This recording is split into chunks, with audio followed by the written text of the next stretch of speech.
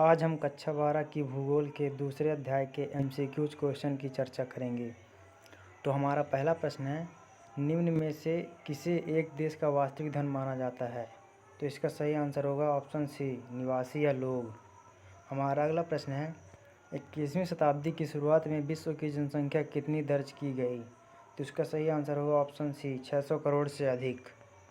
हमारा अगला प्रश्न है, जॉर्ज बी क्रेसी की टिप्पणी एशिया की किस विशेषता से संबंधित है? तो इसका सही आंसर होगा ऑप्शन नंबर सी, जनसंख्या वितरण।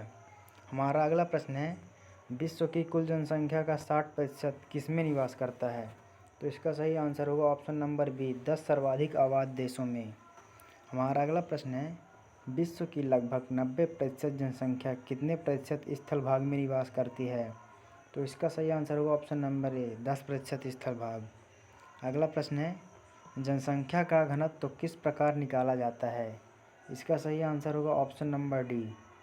हमारा अगला प्रश्न है, गंगा का मैदान किस कारण से विश्व के सबसे सघन जनसंख्या वाले क्षेत्रों में आता है?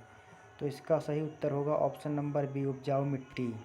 हमारा अगला प्रश्न है, निम्न में से किस क्षेत्र में विरल जनसंख्या पाई जाती है? तो इसका सही आंसर होगा ऑप्शन नंबर सी, हिमालय का पर्वतीय क्षेत्र। अगला प्रश्न है, भूमध्य सागरीय प्रदेश किस कारण से इतिहास के आरंभिक काल से ही सघन बसा हुआ है? इसका सही आंसर होगा ऑप्शन नंबर ए, सुखद जलवायु। हमारा अगला प्रश्न है, कटंगा जाम्बिया तांबा पेटी निम्न में से किस देश में स्थित है? इसका सही उत्तर होगा ऑप्शन नंबर बी, अफ्रीका। अगला प्रश्न है, जापान का कोबे ओसाका प्रदेश किस कारण से सघन बसा हुआ है? इसका सही उत्तर होगा ऑप्शन नंबर डी, औद्योगिकरण। अगला प्रश्न है, जनसंख्या की वृद्धि दर किस में व्यक्त की जाती है? तो इसका सही आंसर होगा ऑप्शन बी, प्रतिशत में। हमारा अगला प्रश्न है, जनसंख्या की प्राकृतिक वृद्धि कैसे ज्ञात होती है? तो इसका सही आंसर होगा ऑप्शन नंबर बी, जन्म माइनस मृत्यु। हमारा अगला प्रश्न है, जनसंख्या की वास्तविक वृद्धि किस स्थिति में होती है? तो इसका सही आंसर होगा ऑप्शन नंबर सी, जन्म माइनस मृत्यु प्लस आप्रवास माइनस उत्प्रवास।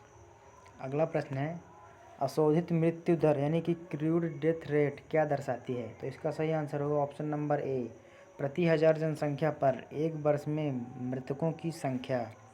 अगला प्रश्न है, प्रवास को किस प्रकार का प्रयास कहा गया है? तो इसका सही आंसर होगा ऑप्शन नंबर बी, स्वतः स्फूर्त प्रयास।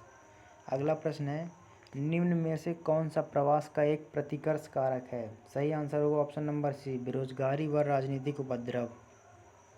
अगला प्रश्न है, जनांकीय संक्रमण सिद्धांत के प्रथम अवस्था की प्रमुख विशेषता क्या है? इसका सही आंसर होगा ऑप्शन नंबर बी, उच्च जन्म दर तथा उच्च मृत्यु दर। अगला प्रश्न है, जनांकीय संक्रमण सिद्धांत की तृतीय अवस्था के उदाहरण में कौन कौन से देश आते हैं? सही उत्तर होगा ऑप्शन सी, कनाडा, जापान और संयुक्त राज्य अमेरिका।